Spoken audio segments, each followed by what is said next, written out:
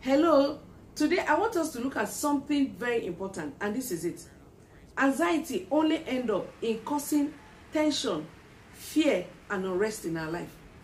To enjoy peace is the best thing that can happen to anybody. Therefore, it is important that we begin to consider what we think about. Philippians chapter 4 from verse 8 to 9 has something to say.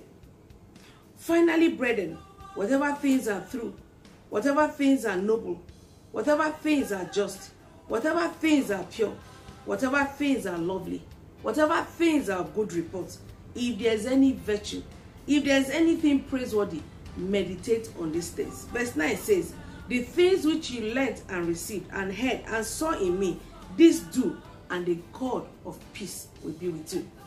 So this means that what we think about can either be true or false. It can either be right or wrong. It can either be positive or negative.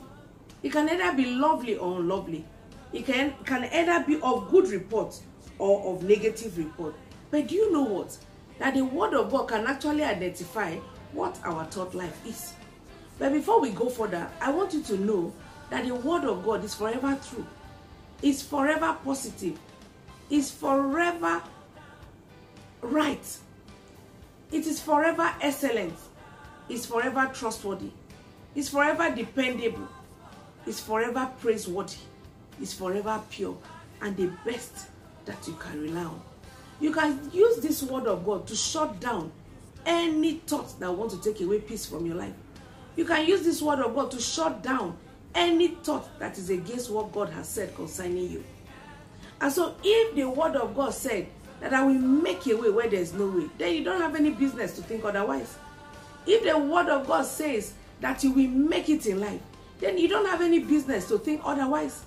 If the word of God says that I will not leave you, neither will you forsake you, then you don't have any business to think otherwise. You need to stay on God's words.